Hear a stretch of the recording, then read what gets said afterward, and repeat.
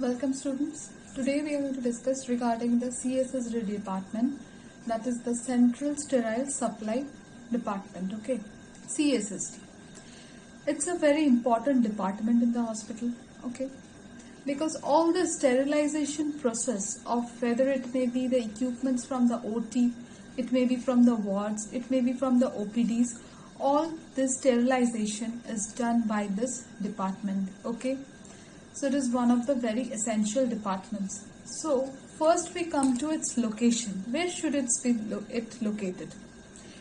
So its location should be preferably close to the operation theatre, that is the OT complex, ICUs. It should be nearby. Okay. And then this is the preferable location for CSSD. Okay. So this is the location. So where it should be in close proximity to the ICU, OT, emergency units. Okay. Then comes for how it should work, the workflow. Okay. First thing is that the workflow, when we would discuss regarding the CSSD, is that first thing is that it is going to receive. Means the first step in workflow is receiving. Then comes disassembling area. What is the disassembling area? You are going to, whatever things you have received, you are going to disassemble. Means you are going to spread it, open it. Assembly means we are going to bringing it together, and in disassembly means what? We are spreading it and going to see, inspect the things. Okay. Then comes its processing. Okay. Processing, what would be the things involved in processing? Like cleaning. And one other thing that I didn't tell you all now, that is that in the disassembly area, what is going to see? The condemnation. Condemnation means those of the items that would be obsolete or is broken. Those things would be removed. Those things is not put for CSSD. Okay. Then comes, after disassembling, then comes processing. In processing, what all things would be there? Processing, then comes assembling. In processing comes cleaning. Okay. Then in this processing and assembling means you have to process, the cleaning is going done. Okay. Cleaning, whatever way it may be, the ways we are going to come afterwards now only. Like in the processing there would be repair, like the things that need to be repaired. Certain damages are there which could be repaired. So those things would be done. After this, all these things is being done, then what is done? The item is finally put for sterilization. Okay. After sterilization, what is done? It is going to be stored. Okay. For some items, it would be stored, and for some items, it would be dispatched immediately. Okay. From where? From the issuing counter. Okay. From the issuing counter, it is going to be sent to the distribution unit, and from the distribution unit, the various units, they are going to collect the items that they have sent for CSSD. What are the different units? Like ICU, it may be the labor room, it may be the OT, it may be the ward, it may be the emergency, wherever it may be. Okay. So this was the workflow of the CSSD. Staffing, what should be the staffs of the CSSD? First and foremost, there should be a CSSD supervisor. Okay. Then comes CSSD technicians who are expertised in performing all the operations that would be carried out in CSSD. Okay. Those are the CSSD technicians. Then comes different type of clerks, then assistants and messengers. Okay. What are the different type of equipments that would be used? Equipments that would be discussing now, it would consist of the sterilization equipment as well as the different equipments that would be present in the department. First thing that we are going to come is hot air oven. What is that hot air oven? Through this hot air means dry air, dry heat, like a microwave thing, it would be, the items would be sterilized. Okay. Then comes cleaning and decontamination device. Those items that would be preventing the devices from decontamination, preventing from contamination. Okay. So we would be having the cleaning and decontamination devices. Then is gloves processing units we would be having, because gloves are rubber items, they are heat sensitive, so it should be processed in a different way. Then we would be having dry heat, steam and chemical gas autoclaves. Okay, autoclaves we would be discussing very soon now only. Then instrument sharpeners, means the instrument that would be very blunt, that would be sharpened also in the CSST. Okay, then needle sharpeners, then testing apparatus we would be having, and last and not the least, which is very essential, that is the trolleys, work surface and the repairing tools, without which how we would be carrying out the repair. Then we come to the sterilization process. What are the equipments that would be used? That thing we are going to discuss here. The first and foremost is ETO, which is known by ethylene oxide sterilizer. What is it? Ethylene oxide sterilizer. Okay. What happens in this? It's a very costly procedure. I'm telling it from the beforehand only, because we would be telling that there are some processes which are very economical, but it's a bit costly.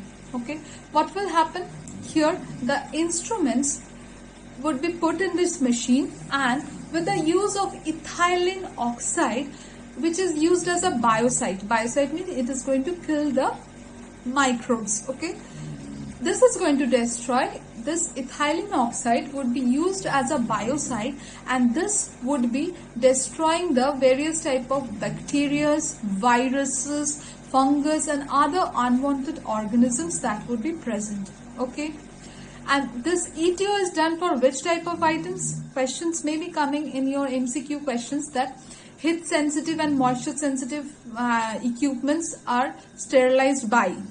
Options would be given, that it may be autoclave, ETO, dry oven, dry heat. What are the options?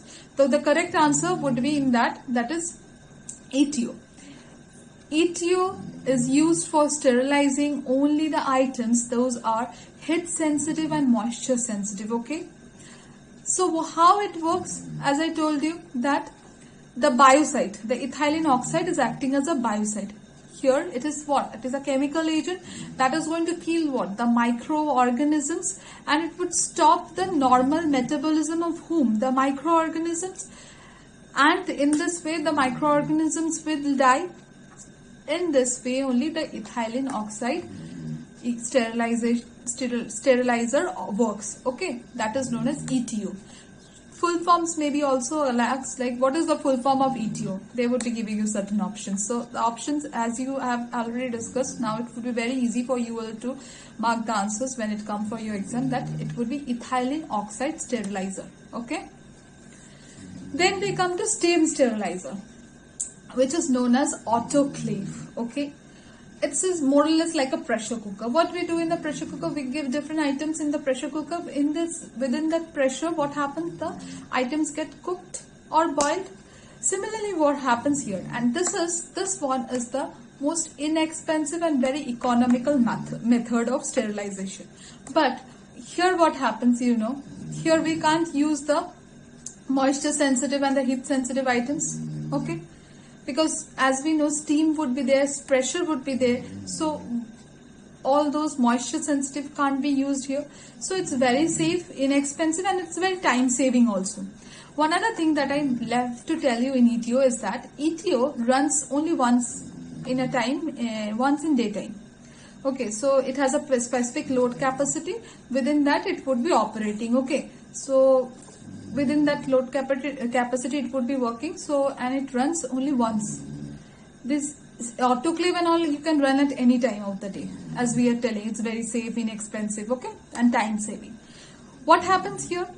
The outer layer, we are giving a steam. So what happens? The outer layer of the microorganism in autoclave I'm talking. Okay, what happens? It gets softened by the steam, and what will happen? It will coagulate the internal portions of the microorganisms, and as a result only they are going to die.